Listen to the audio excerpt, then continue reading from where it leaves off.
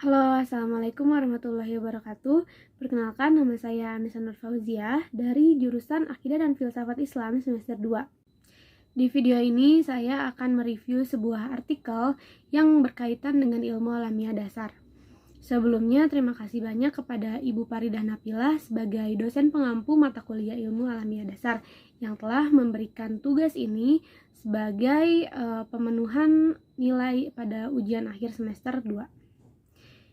Menurut saya pribadi, tugas ini sangat menyenangkan dan juga bermanfaat. Oke, baik, kita langsung aja masuk ke bagian mereview artikelnya. Let's go. Oke, judul yang saya ambil yaitu Potensi Teknologi Pengolahan Berbasis Pirolisis dalam Penanganan Limbah Alat Pelindung Diri yang Menumpuk di Masa Pandemi COVID-19. Penulisnya yaitu Syauqi Iskapurnama, Darsi Sarastri, dan Hega Aisyah Mahardika. Mahasiswa program studi S1 Farmasi Universitas Diponegoro, Kota Semarang. Lanjut ke bagian tujuan penelitian. Literatur review ini dilakukan untuk mengetahui definisi, prinsip, komponen teknologi, mekanisme atau cara kerja teknologi, hasil akhir setelah penggunaan, ilustrasi alat, dan juga pengaruh jenis bahan pada proses pirolisis, sehingga dapat diketahui potensi teknologi pirolisis dalam mengolah limbah APD yang menumpuk saat pandemi. Literatur yang berkumpul dianalisis dengan tabel critical appraisal untuk menjawab tujuan dari penulisan. Selanjutnya ke metode penelitian. Penelitian ini merupakan kajian literatur terhadap definisi, prinsip, komponen teknologi, mekanisme atau cara kerja teknologi, ilustrasi alat, dan pengaruh jenis bahan pada proses pirolisis sampah.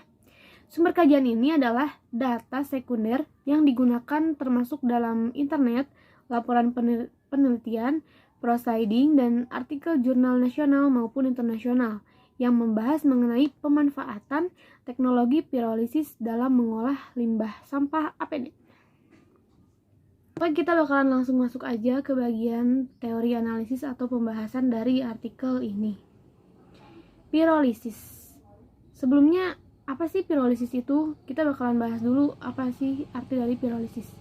Pirolisis adalah suatu proses dekomposisi kimia bahan organik melalui proses pemanasan tanpa atau sedikit oksigen atau bahan lain yang dikonsumsi saat terjadi reaksi kimia tersebut, di mana material mentah akan mengalami pemecahan struktur kimia menjadi fase gas. Gas akan dialirkan pada pipa besi untuk didinginkan, sehingga terjadi perubahan wujud dari gas menjadi cair yang akan menjadi minyak pirolisis. Konvensi sampah plastik menjadi bahan bakar minyak, di mana proses ini mengembalikan plastik ke dalam bentuk semulanya atau bentuk asalnya. Sistem ini memiliki 5 komponen utama, yaitu tungku pembakaran, tabung reaktor, kondensor, tabung filter, dan tempat tabung penyimpanan gas yang ditunjukkan dari kiri ke kanan. Selanjutnya, proses dari mekanisme pirolisis. Sampel ditempatkan kepada reaktor yang dialiri oleh nitrogen. Pada saat proses pirolisis, sampel dipanaskan sampai suhu 450 derajat Celcius dengan waktu tinggal di dalam reaktor selama 30 menit. Pengambilan sampel dilakukan setelah proses kondensasi. Kemudian dianalisis senyawa hidrokarbon yang dihasilkan. Akan terjadi kondensasi pada uap hasil pirolisis, di mana liquid hasil kondensasi tadi dikumpulkan dalam Erlenmeyer, sementara uap yang tidak terkondensasi akan dikumpulkan di dalam penampung gas. Baik teman-teman, tadi itu adalah penjelasan singkat mengenai mekanisme awal dari proses pirolisis. Sebetulnya mekanisme dari pirolisis ini lumayan panjang, tapi tidak bisa saya jelaskan secara rinci, maka saya akan mengirim ulang kembali artikel dari pirolisis ini ke teman-teman supaya teman-teman bisa melihat langsung atau membaca langsung bagaimana proses dari mekanisme pirolisis ini. Selanjutnya adalah komponen dari pembuatan pirolisis. Berdasarkan 9 jurnal yang sudah dikaji oleh para penulis, Dapat disimpulkan bahwa komponen utama yang digunakan untuk membuat alat pirolisis adalah reaktor, kondensor, penampung tar, dan penampung bioil. Adapun bahan atau alat lain yang digunakan untuk pembuatan alat pirolisis meliputi pompa air, burner, tabung destilat, tabung penyaring, tabung pirolisis, lubang udara, lubang bahan bakar, termokopel, pengukur tekanan, blower, kompor, drum bekas, pipa galvanis, tabung freon, botol kaca, tabung nitrogen, voltameter, dan electric furnace. Fungsi dari reaktor sendiri itu untuk menguraikan limbah dengan menggunakan suhu tinggi dan kondisi hampa udara. Ruang reaktor biasanya itu terbuat dari pipa stainless. Selanjutnya, fungsi dari kondensor digunakan untuk mengondensasi hasil pembakaran dari reaktor. Nah, uap hasil dari reaktor tadi itu dialirkan ke rangkaian kondensor yang dialiri air pendingin. Kemudian fungsi dari penampung bioil digunakan sebagai wadah untuk menampung hasil dari kondensasi yang tadi.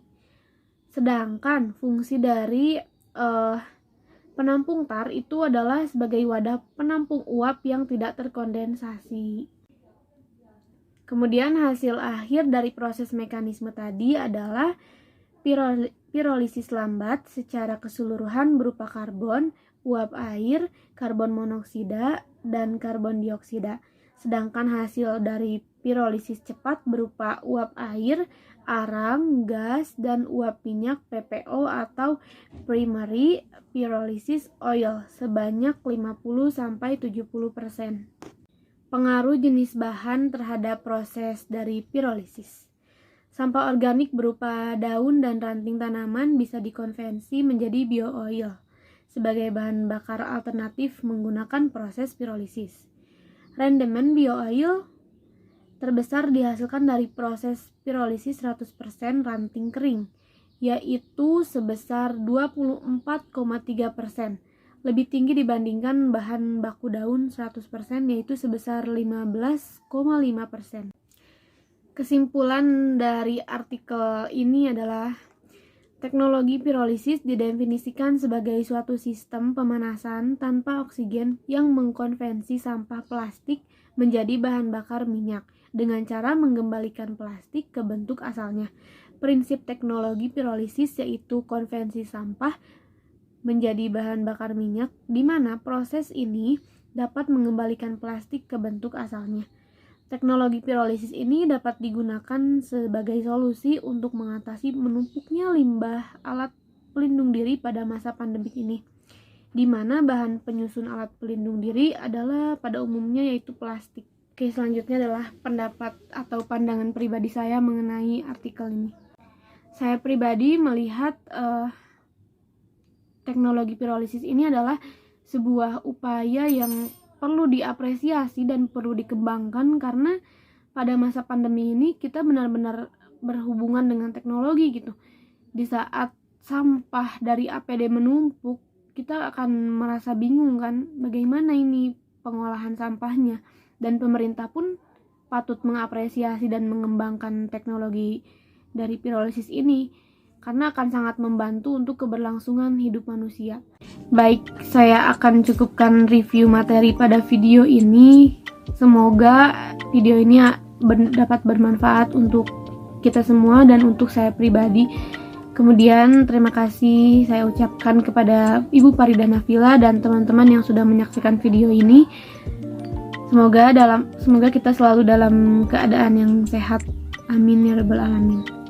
Terima kasih. Wassalamualaikum warahmatullahi wabarakatuh. See you.